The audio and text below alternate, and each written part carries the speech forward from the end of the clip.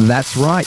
Hammer Barn Project is the name, and barking down episodes of the Australian children's television program Bluey is the game. Frank, hello. Hello. This is a wonderful game. I'm happy to be a part of. You're welcome. Come on down. Hello, Martin. Hi, Brendan. We're all here. This is what we do. Is that one of the rules that we all have of this game? We all have to be here. We're all part of the captive studio audience. Emphasis on the word captive. Yeah. Yeah, this is why I keep you guys around, because I get to pretend that it's my own little game show. I mean, you're about the same height as Larry Emger. I'll give you that. Yeah. Is he short? He's a little man. Still got it, though. He's a handsome man. Well, not going to complain. My mum, she always used to call game shows by what their names weren't. Like Price is Right was Come On Down. And Deal or No Deal was Open a Case. So it's like, it's nearly 6 p.m. Can you Open a Case on? It's like, Mum, it's called... And what's she called Wheel of Fortune? I don't think she watched Wheel of Fortune. This episode of the Hammer Barn Project is called Asimov's Dog. But now we have no time to dilly-dally, and I'm one to talk because usually if I'm not dillying, then I'm at least dallying. Of course, but we've actually got a full inbox. Very full to check that we'll do later. So let's not Let's not speed this up at all. Let's not, keep it moving. Yeah, Brendan, if you're saying to do something, actually do the thing you're saying to do. Can we throw to Martin? Does Martin have bare bones for this? Probably has a better grasp. You probably should ask us what we've been doing. Hang on. Now, you alluded to a story I haven't heard before we started recording. So do you want to set it up or I'll set it up and you can knock it down? Yeah. Yeah, okay. I have should I be scared? No.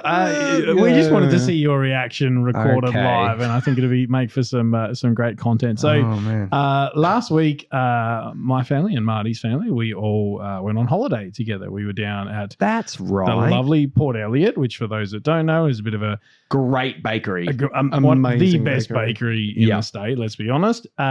Seaside town, so it's right near the beach. South Coast. Yeah, South Coast, really lovely part of the world, and just get away and disconnect. Took a week off of work. We did that. Wonderful. We, kids were down at the beach quite regularly, going for walks and all sorts of, really, really chill. There was days we got up in the morning and just went, what's happening today? Don't know. And it was literally, it was a bit of a rad situation. We're like, let's play in the backyard. Yeah. Nice. Wonderful. So it was great until we were on the train that hit a truck on a level crossing. Yeah. What? Yeah. What? I don't know if you saw in the news, but the cockle train got derailed because... Holy... Oh my gosh. So luckily nobody was too badly injured. I think it was actually Jack who was probably the worst injured. He got a bump on his head. The headline read, child taken to hospital as truck, strikes the cockle train. That was my son. Wow. I had no idea. I'm so sorry. No, that's fine. We didn't make a big deal out of it. We didn't put it on social media or any of that sort of stuff. It's like you don't want it to take over your whole holiday. And thankfully, as I say, nobody was too badly injured. There was just a couple of, scrapes and bruises. Yeah. But we went back and we kind of continued with our holiday. And luckily the kids so it was myself and Naomi and Frank and Jack. And luckily the kids, obviously quite shaken, but as things go on, Naomi's still talking about it. Yeah, I was wondering about that. Because that was to unpack for sure. Correct me if I'm wrong. Naomi's first time on a train? No, she would have been in trains in Sydney, but first sort of train that looked like that. She was quite anxious, and that's why she was. Because the cockle train is it like a narrow gauge? Is it a miniature train or is it? It's a full size train, right? Usual, and it's usual train, but it was just kind of like a classic sort of carriage, type thing. So there's no, it kind of looks a bit older. And she was quite anxious about it. So she was sitting on my lap at the time, which ended up being quite fortunate because I could shield her from most of it. Obviously, it's It's not great, but Oh. we've come down for it, and Yeah. we're back. You don't want it to be the story of the whole holiday because we had a no. great time. That's right. on that holiday as well. Oh. Anyway, but you feel like you need to tell your friends that. Yes. You feel like you need to tell your podcast that. Yeah, good thing to know. Yeah. Good And thing you know, to know about. as Marty and I sort of made the connection afterwards, we're like, well, thank God we've already done the trains episode. Otherwise, Because that is going that right would to be- the bottom of the list. Right. Holy dooly. Yeah. Oh man, Anyway. and Yeah. no, I maybe I've been off the radar because I didn't hear anything of that even outside of you guys. So you guys are okay. That's all right. Well, it was And- huge news. yeah, Massive news. A small train went off rails. No one was hurt. No one was hurt in a small Well, country town. Yeah. I mean, I won't say no one was hurt. The No, the that's egg true. on Jack's forehead was quite It was sizable. very And impressive. To he's be been in the wars lately, hadn't he? Absolutely. And to be completely honest, though, there was, some a horrific sort of heartbeat moment for me. Sort of looking around and seeing him just sort of, The things that must race through your head when you hear those and sounds. it's that parental thing, and I felt quite, and still a little bit feel quite guilty because I was just like, I should have caught him, But then you go, can't do well, that, though. how could you know? How could I possibly know that this truck driver would, just apparently can't read? That's stressful. And well, yet, I'm glad what I will say is 5 minutes after it happened, obviously we've all gotten off the train. Jack's got the ice pack on. For those people with a medical background and sort of wondering, my first aid training really kicked in. I was concussion protocols type stuff. Yeah. He didn't pass out, no vomiting, all that sort of stuff. Jack, how many fingers am I holding up? All those sorts of things. He was eating his snacks 5 minutes afterwards. Right. That's what you like to see. And then my favorite bit is that he just sort of goes, train's broken. Can we fix train? And I'm like, no, buddy, we can't fix it. Can I push train? Like, he just wanted the train ride to keep going. Yeah. I think he was the only one to see. There's more. Wow. Story. Yes. I'm glad it had an ending that was okay. Anyway, bare bones. Transition. That's the way to do it. Seamless. From Rossum's Universal Robots to Fritz Lang's Metropolis, the fear of uprising from the weaker working class has been communicated through the idea of automatons. However, this episode is clearly inspired by the Arnold Schwarzenegger film Terminator 2. Yes. It's been a while. A robot as a father figure, protecting his family. I'm just going to paraphrase now. Here we are. Watching Bluey with the machine, it was suddenly so clear the daddy robot would never stop. It would never leave her. It would always be there, and it would never use her as toast, never get angry or say it couldn't spend time with her because it was too busy, and it would die to protect her. Of all the would-be fathers that came and went over the years, this machine was the only one who measured up. In a dog world, it was the sanest choice. God bless you. All this is a roundabout way to say this episode of Bluey is called Daddy Robot. You better believe it. What's it really about, Martin? I You would- almost jumped in there, didn't you? I would argue it is about all the things you just said, but on a more It does, literal, in a more like, literal sense. We will talk about it. It does link back to a lot of classic sort of robot-esque story at moments. And there is a lot of stuff because I've got other references here about like Robbie the Robot as a protector, HAL 9000, Crichton. So we'll get to those. Yes, HAL 9000. Was it really about the kids don't want to clean up the room, so they tell dad that he needs to be Daddy Robot, although they don't really tell him. They just ask and just say, hey, Daddy Robot, and immediately he transforms. Daddy's in disguise sort of style. And yeah, he has to clean up the room, but then he malfunctions. And we find out about what dads are really like. Yeah. Cutting corners. So this is season 1, episode 4. Yeah, so this right. Is So early. super early. And I was going to say, this is the first time we see this. It's actually not. And what I mean by that is the fact that the game already exists. That all they do is say, Daddy Robot, do that's this. there And from he's the straight into it. beginning, But hey. even as early as Hospital and these sorts of episodes. Magic Xylophone. Magic Xylophone. Like, exactly. the very first episode, oh no, like scared of the xylophone coming out because, I think it's also a really good representation of the detail in this show because that opening scene, toys everywhere. And, other lesser shows would do it so it's just sort of miscellaneous shapes or cloths over things. They're all designed objects. Yes. All of them. They had to do and they all have to be, I know so little about animation, but I imagine they would have to be all items or things that were individually designed because they get picked up and they get moved and they get manipulated when they're tidying. Yeah. So my favorite one of the things is, we haven't talked about it yet, is the blue tongue lizard toy. Yeah, I'd love to have one of those with a big fat tongue. Yeah, it's just so cute because it appears in other episodes as well. Yeah. But that just makes me think, because I'm always amazed at how much mess kids can make so quickly. Oh my goodness. It's amazing. It's a talent, isn't it? It really is. You go into it's the worst magic. It's the worst form of magic. It's like anti-magic. Yeah. Why, if you are this powerful, use your powers for good.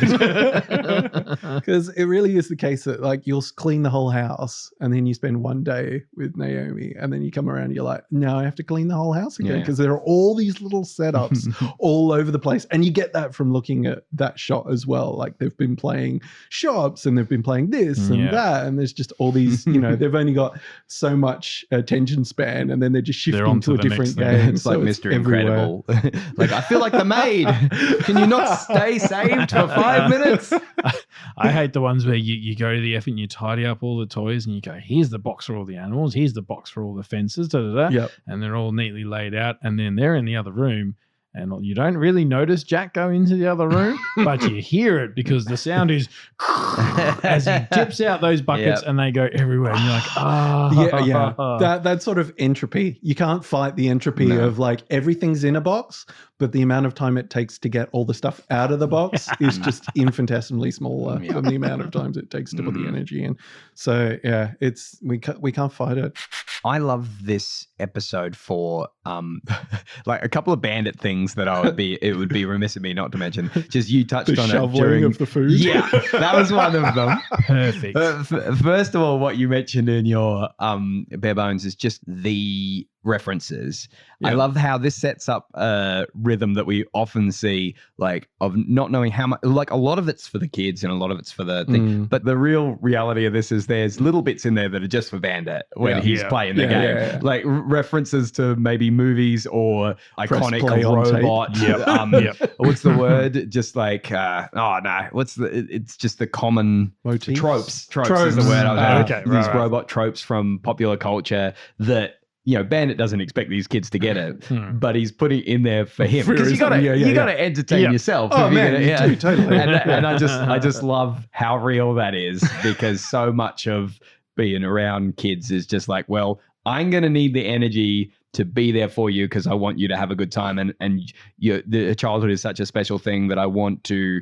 If I'm part of your life, then I want to help to nurture this exciting time for you of play and fun. But I need to, there needs to be something for me. And just entertaining myself with some of the references I make. Often it's to wink to if my sister's in the next room or something, and I'll be like, I'm Inspector Gadget or something. And then Nora will say something that pertains to a classical mechanical principle or something, and I'll just say, don't thank me, thank Archimedes or something. And all these things that just mainly to make her roll her eyes, but it's all about entertaining myself as well, and Bandit really does that. I think some of the funniest things I've said are just to Naomi when nobody else would understand. Right? Yeah. I don't know if I've mentioned this on the podcast before, but just the sort of things, as you're saying, Brenton, to entertain yourself. I remember walking down the street and just Naomi will say all the sorts of things. She's like, I want to go there. You can't go down. Well, maybe if you are well lubricated enough, you can fit in there. Just stuff like that. I just love what that nurtures in your kid as well, because then the most entertaining thing in my life at the moment is some of the stuff that Nora pulls out of nowhere. And and it's just because you being a human being with an entertaining texture. And exposing them to that, and then I was trying to think of something that she did today, but I can't put my finger on what it was. But it's just like, where did you? And then you kind of do you work backward in your head. You go, oh, that was probably because someone did this and someone did. Yeah, and it's just so fun seeing them speak like adults. So why not just say funny, complicated things and layer that? And the shoveling. Like, the other thing was just shoveling. He knows he's about to get called upon to do This something. is his last chance to shovel some leftovers into his mouth, so he does it really quickly. It doesn't care that he spilled a little bit on the ground. On the floor, yeah. That's a nice touch as well. And then immediately into robot mode, which is just like defocused eyes. Yeah. I feel like there's a kink in the tail in a couple of shots as well. Right. It's like Okay. a square-ended tail, and then the arms and all the movements, of And the course. sounds. Yeah, the one that got so me many is sounds. when he's, I think it's after the water spray where he starts to malfunction, and his eyes, actually the pupils go really small as opposed to the pupils that are much sort of bigger. Yeah. That you just go and he's like, okay, I've really lost it now. My pupils are like really small. In amongst all this chaos, and Daddy Robot's the antagonist, I guess, if you will. I think at one point he's picked up both the girls, and you just, as he's walking off screen, you hear Bingo just go, I love Daddy Robot. Yeah, right. And it's just such a wonderful And it's moment. at the point where like Bandit is being the foil. Like, Yes, like, that's right. he Exactly. starts cleaning up and it starts going well for the girls. But even when his plan is to teach the lesson and he's like, you're the problem and taking you them in out, the wheelie bin. even then it's a nice touch as well, because it's still fun for like Bingo's young enough to just like giggle and be honest, whereas Bluey's probably still having the fun, but also is kind of knows that playing along means no. Yeah. I don't know. It's really good. There's so many moments in this because, as we were saying, it's really early. I can really feel the moments of just like, this is the stuff that kids love, of being picked up and used as a vacuum. Yeah. You know, that's the sort of thing I do with Naomi. Yeah. There's a game we play, inverted commas, in which like she's like, pick me up and hold me upside down and pretend I'm a vacuum and then say, where's Naomi? And then notice that I'm here. And so I'm like, oh, where's Naomi? I'm just going to do a bit of vacuuming. I thought she was around here. So, hey, you're not a vacuum. Yep. Rinse, repeat. Yeah. So And- that sort of, playing people as a banjo and picking them up and folding them into a laundry basket. Yeah. And what all is that it sort of about the stuff. selection Like, like Bandit's selection of things? There's also some physical element to it. Like Yes. now I'm going to fold you. Yes. And now I'm Yeah. going to play you. It's like, no, giving them the opportunity to, while you're sort of tickling them Yes. because of what you're doing, Yeah. to say, no, silly, I'm not this. And you just double down. Yes, you are. I've got to do that. I don't know. that's it. So, so much fun. I'm going to take us back to we never want to tidy the playroom again. Yeah. And the whole idea of why the robot starts to malfunction is very iRobot. So I don't know if you've ever read the book or watched the film. Can't say I have actually. Sorry. Wow. It's to spoil a book that's really old, so too late anyway. You've had your chance. Yeah. The whole idea is just like at some point because they have the 3 laws of robotics, right? Yep. Yes. Asimov's laws, and Yes. getting to a point where there's a new perception of I was going to say, I know the 3 laws of robotics, but for the people who don't know what they are, I love it. Any chance you could? I know one of them is you robots can't harm another. robots can't harm a human. Yep. By inaction, can't let a human come to harm. Right, sure. Right. And then without, and the second law is, in case when not interfering with the first law. Right. And the third law Yes. is not interfering with the first 2 laws, should do everything a human says. Right. Should respond to the laws of Okay. a And human. when did the fictional science fiction laws that first came into the So it's Isaac Asimov's laws. So he's a classic science fiction writer. It would have been 50s, 60s. Right, sure. Maybe. Now I'm going off the top of my head. Right. But he came up with a lot of, he wrote Bicentennial Man and all those sorts of classic, Right. a lot of robot stories. He was very keen on robots. And, generally they're thought of as pretty good laws. There's even a 0th law, and I can't remember what that one is. It might be to counteract this idea of at a certain point, robots sort of go, okay, to protect you humans, we really have to lock you up because you're a danger to yourselves. Right. So And that's such an interesting conversation right now because of all this explosion in true. AI. Like, Wow. ChatGPT and all these other things. Like, it's actually not to date the podcast. That's my line. yeah. You get evoke. I get that. Yeah, because there's, you talk about machines learning essentially is what those rules are meant to be in place for. And people, we gave a demo of ChatGPT to all the teachers because it was, because it made mainstream news. They were all freaking out. We're going to get replaced, all these sorts of stuff. And we sort of said, no, look, here's literally what it is. And then you ask it something like, how do I make napalm? And it goes, oh, no, I'm not allowed to tell you that, blah, blah. And I just went, it's not allowed to tell you that because somebody programmed it to do that. But I've since seen examples of other people go, I have all these chemicals. Just so I don't accidentally make napalm. What should I not do? It's like, you shouldn't do this. Exactly. Yeah. It's so weird. And, I didn't expect that we would go so far down a sci-fi rabbit hole that's off track, but it is very much on brand for us to take a deep dive in the wrong direction.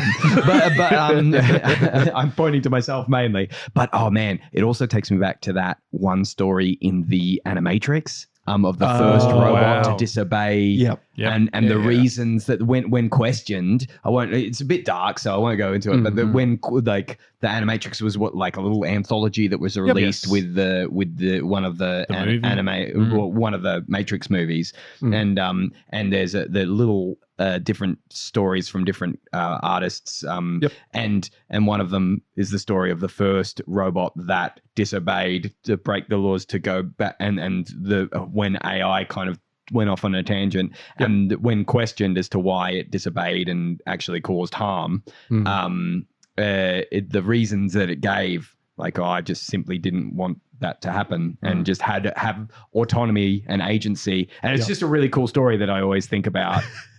Anyway, Martin, right this ship. Well, taking you back to Daddy Robot, it comes, that's why he's malfunctioning in the first place. He has a wider perception of how the room can be clean, is to get away from the things that are actually dirtying it, as opposed to cleaning it every time. That was just a nice link to those as you say, those science fiction tropes around robots. Sorts of things. It's a really cool science fiction plot, actually. It is. The twist, oh no, we tried to do this and now it's and it's backfired. And who could have thought? It's that robots see things in a very logical but maybe not appropriate or compassionate, I was going to say empathetic way. Yeah. But there's some really awesome interplay between Ben and Chili. I was just about to say that. You talk about emotion, right? Yeah. Chili's minding her own, watering the plants. And oh no, Daddy Robot's going to throw us in the wheelie bin. Oh, and no. Chili, that's my favorite line. It's my favorite line of the episode. And Chili goes, oh no, I've seen this before, but I have to play along. Wonderful. Oh man, why did he try and throw you in the bin? So good. And also the idea of getting her to be Mummy Robot. Just feels very Looney Tunes, actually. It's like tying up a pile of TNT as a female something. Or Bugs Bunny dresses up as a woman bunny. It's that sort of thing of that's how you interfere with the plan of something. That's It's distracting with a female. Is this the first representation of cheese and crackers as a line? Could be, because it gets twice in the episode, if I recall. Well, there you go. The sounds are fantastic, and the little bubble mouth that they do when they're making the sounds. I'm gonna call out. I think Chili sounds the best though. Yes, like her little R2D2 noises are fantastic. And just that. Sorry, did I cut you off? No. Oh, sorry. that I'm just excited. You can start talking now, Brendan. Thank you. Thank you for your permission, Martin.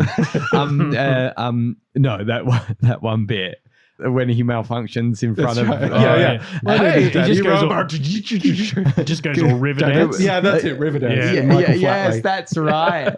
And what was the actual Please forget that I did that. And she's like, some things are hard to unsee. It's hard to unsee something like that. Such a funny line. Oh, so good. That's the laugh out loud moment. Not that there aren't plenty of others in the episode. But that's the one that really gets me. It's hard to unsee something like that's a moment that's, I don't know. It's like the moments for them in the world of that episode are the moments for the adults when when I'm watching it, which makes sense, I guess. And it's one of our classic examples of Chili and Bandit fall in love wherever they are, in the game. Even if they're at the robot. Yeah. And the smoochy kiss. Was it probably our first fart joke for the show as well? Yeah. Oh, potentially. Yeah. Oh, potentially cut, I imagine, in other versions of the show. Because that would have been an easy one to cut. It actually gets cut off right at the end of a scene transition. The gag is when he starts to let one go. And then the comic timing of that is the cut, which would make it easy to cut. I imagine it probably got cut. But hey, that's me talking out at school. I don't really know that for sure. Maybe some of our American listeners can let us know if Bandit farts in this episode or not. If he doesn't, there's another thing you're missing out on. There's something very 80s about that thing of the robot gets shut down and let's try and bring him back to life. Right? It seems to be an 80s trope, classic very 80s short trope. Circuit, not quite human, kind of. Yeah, short circuit. For number 5. No, disassemble. All those sorts of, and more even input. Wally actually. Wally. Oh man. And even just the 80s idea of just like you get to the end of the film and it's like, oh no, one of the main characters has died. Everyone's sad. Oh no, wait, they're actually alive for some improbable reason. Yay! Yeah. And then film finishes. That just feels very, nostalgic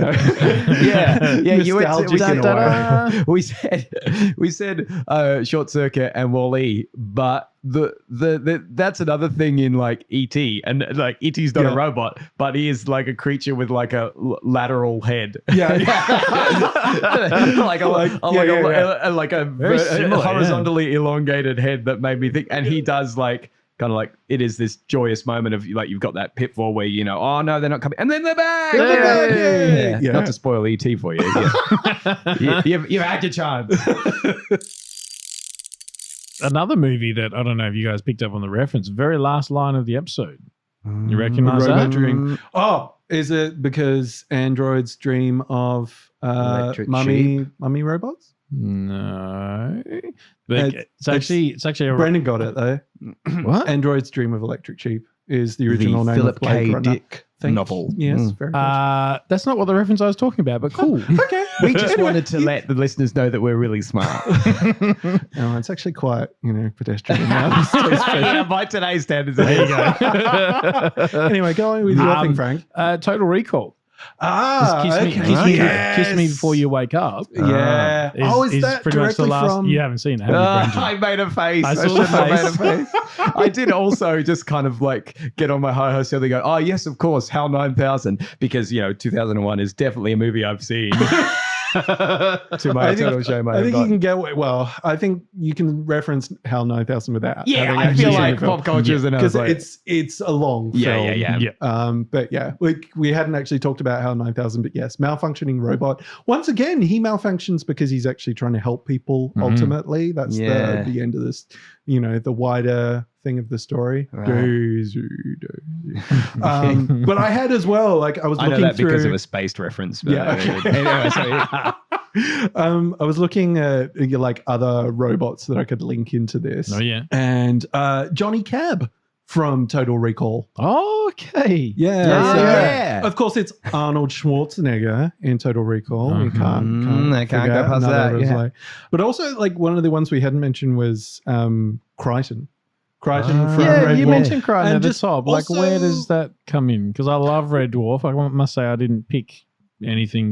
Well, it's not specifically a reference. It's more one of those tropey things of the robots are the servants. Yeah. I just for some reason what also jumped into my head was the Jetsons robot, the 1950s sort of maid character. So in that way, it's when they're asking him to sit down at the end and relax, and he doesn't quite know how to do it.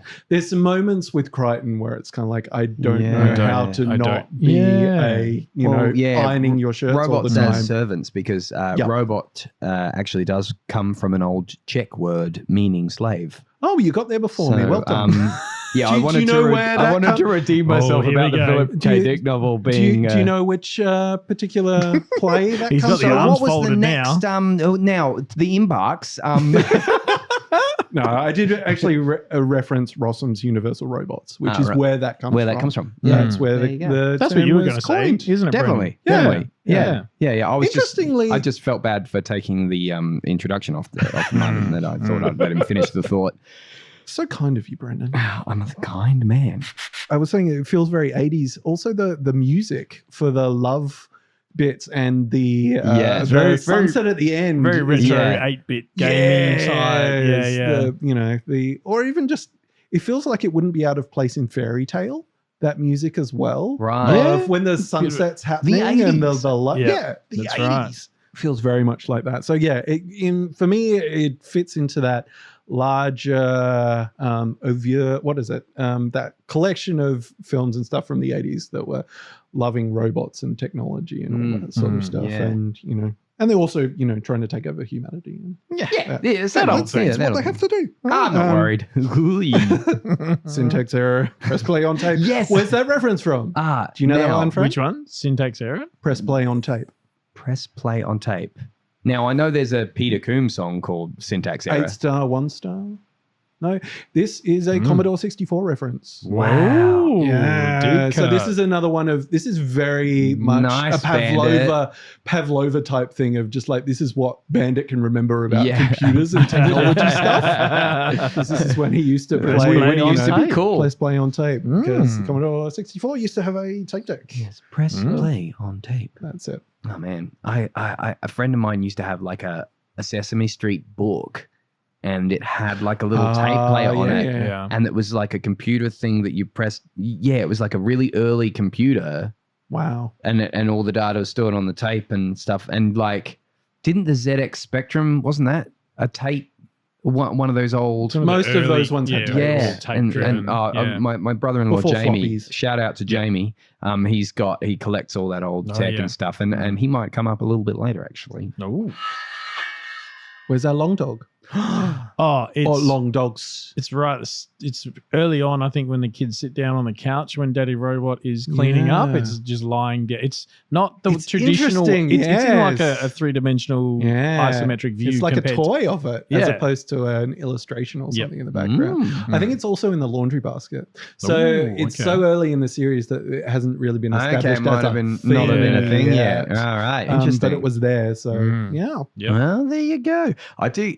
It would be a shame not to mention just Bluey in this episode as well. She has a couple of really cool moments. Like you got that sort of like just her little sass that she throws to Bandit here and there when she's instructing him on being the robot and stuff. And when she sits down and you're like you know, And there's can't a remember really the exact line, but it's like lots of hey you got that sort of moments. There's this really nice little one where they're just getting him from the kitchen, and she's kind of like, "Oh, we've got something for you to do," and she's like, she's looking at her hand, right. fingernails, A lot of those, in a very sort of Machiavellian evil sort of right. way. And it's so early, just really already these characters are so defined going in. Yeah. And maybe that speaks to them being really based on Joe Brum's kids. Because like Bluey's got a bit of sass behind her, which I absolutely adore. Yeah. And Bingo's just like so ready to like not quite be so invested in the play and more ready to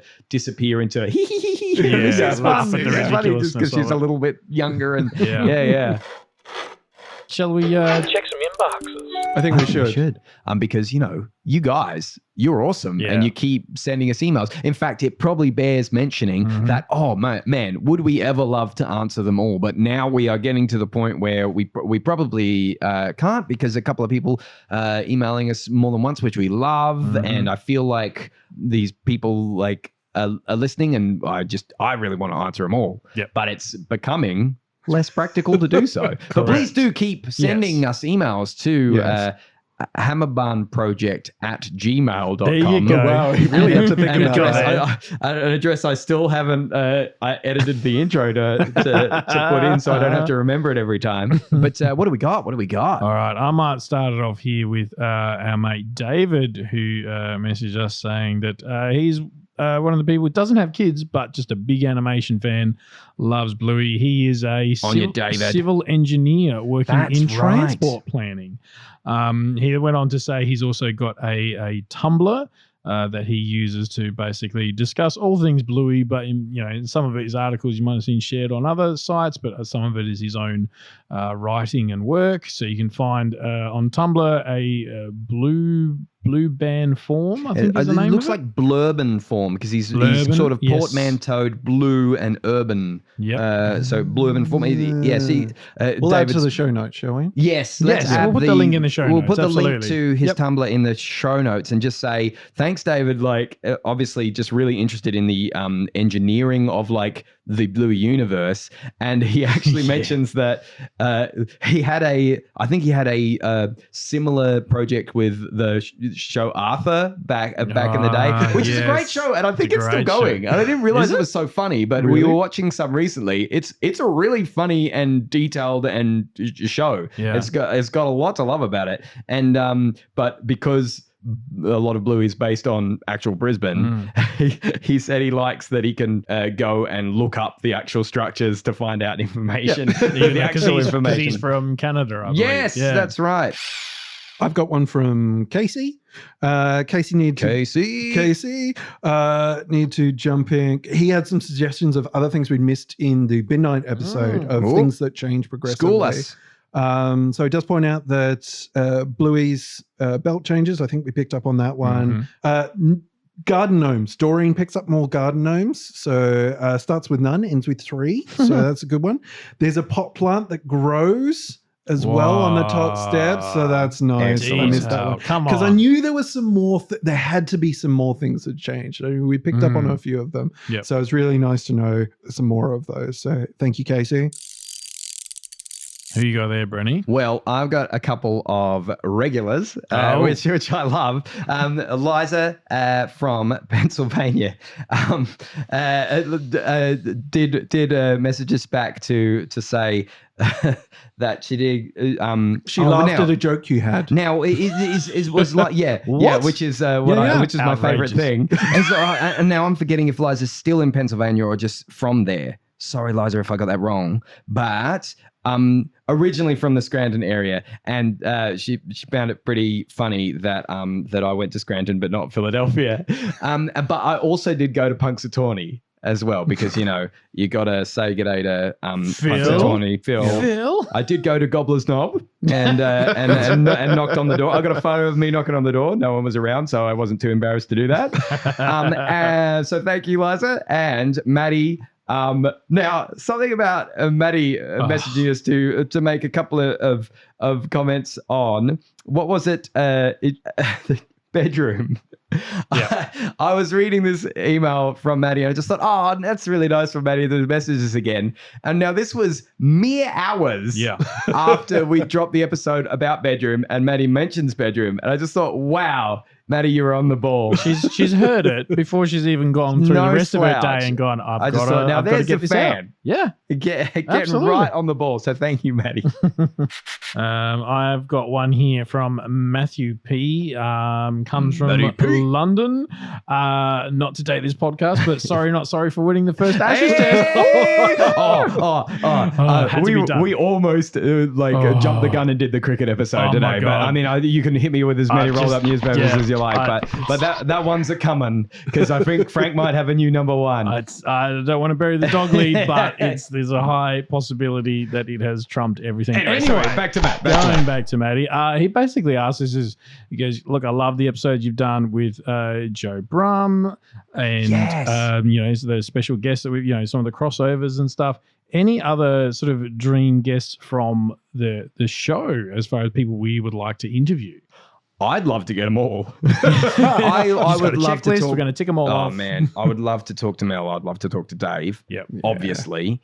But I think my nature is just so I don't want to bother people. I'm not a go-getter. So I've never been like, oh, excuse me. Like, I think you did most of the background work with getting Joff on board. And the channels through which we got to speak to Joe were kind of like pretty serendipitous as well. And so I would love to talk to all of them, but I'm just like, I don't want to bother. Well, I know the Blues Brisbane guys have got an interview coming up with Dan Brum, the sound engineer, and of course Uncle Stripe.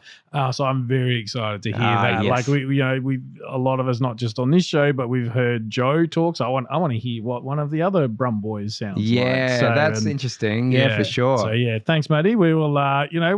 We've got plans and designs on some other guests, but you have to wait to hear those and wait for us to get organised. And you get organised, and for me to get a spine, because I wouldn't say no to anybody who has anything to do with this universe. But I'm just like, oh, they don't want to speak to little old me. Hopefully, maybe one day they will. Yes, so that's the inbox so far. Inbox is done. And to reiterate what I was saying before, we from here on just can only apologize if you've sent us something in. We'll try and respond to every email, but if we don't have like an opportunity to get to it on an episode, it doesn't mean that it's not super appreciated. And thank you very Brendan much. talks enough as it is. It's true. It's true. I am the problem. There's only so much editing work he can create for himself. Yeah. Yeah. But do you want to hear about someone who isn't the problem? Oh, please. Someone who's a solution? Yes, someone who's a solution to many problems. In fact, this person is, because it's time for Credit Where Credit's Blue. And this person, you'd know, Frank, from a technical advising point of view in your job, that the role of technical advisor is a role that is unparalleled in its importance, I'm sure. Has to be. So on this episode, we had a technical advisor, and I'm going to give them credit where credit's blue, by the name of... No. This is the funny thing, because I have ruined this. But the name is listed as two different things on IMDb or the Bluey Wiki. Okay, to ramp that back up, IMDb lists this technical advisor's name as Andy Blasdell. Ta-da! Or, in another way, on the Bluey Wiki, it's Andy Blazewell. I don't know which one's correct, Andy, but I think they're both listed as technical advisor on this episode, and I don't know which spelling is correct. So I'm sorry, but regardless of the spelling of your last name, we really appreciate you. Looks like Andy has been there from, looks like very possibly the beginning, because they're listed as 151 episodes. Ooh, and then there's Cell Action 2D support on like Peppa Pig and some of the big names. And talking about the ZX Spectrum before, and we would talk about like video games and whatnot. It looks like if IMD has got this correct, Andy was in the art department for the 007 License to Kill video game on the ZX Spectrum in 1989. What? If that's correct, that is awesome. That is an amazing link. So thank you for gracing the show with your invaluable presence. And I'm going to see if I can get an emulator going and play me some License to Kill. Amazing. Well, thank you. Enjoy the credit. And it's yours, and it's blue. And it's blue, and it's yours. It's Andy Blaisdell. Yeah, Blaisdell, because it says... What does the wiki say? The Bluey Wiki says Blazewell, but IMDb says Blasdell. No, Blasdell. Yeah. I would tend to go with IMDb. IMDb? You'd think so, wouldn't you? Yeah. Okay. I'm doubling down on Blasdell. I hope that might not even be the correct pronunciation. Oh, Martin's actually gone to the credits of the show. Which is... where credit is blue. Yeah. I hear it. That was my problem. I was looking where the credit is white. Or if you're in dark mode, black. I should have gone where the credit's blue. You're not allowed to edit any of that, because I want people to know how fast I can get to an episode of Bluey on my phone. Yeah, okay. Yeah. I just thought he was going really rude for a second. I was like, Marty's lost interest. He's just on his phone. Yeah. But yeah, I think the people are still applauding for you, Andy. Thank you very much. Whew. Well, there's another episode done. That's staying in the edit. Why did I look at you? Don't say it. Well, secret's out. I cannot speak my own language. But I'm glad you guys are okay. I'm sorry about your minor train kerfuffle. And I'm glad to see that you're safe, and so are your children. That's crazy. I'm sorry I didn't know. It's okay. Oh, man, maybe if we had some kind of robot do you think the same would have happened if the truck was being driven by a robot? Do we want to get into that? Is that a touchy subject to bring up? Then it comes down to who programmed the robot. If it was a self-driving truck, there wouldn't have been a problem. Wow. Let's not give the people who make these things any more ideas. Okie dokie. But if they did want to alter a truck. If you had to assemble a robot if you and had you to needed parts, that's way better. If you had to assemble a robot and needed parts, fixings, hardware, you can pop down aisle 300. Left to the AI. And if you tried to take over the world, you haven't gone quite far enough. What's happened to Martin? He's glowing red. Syntax error.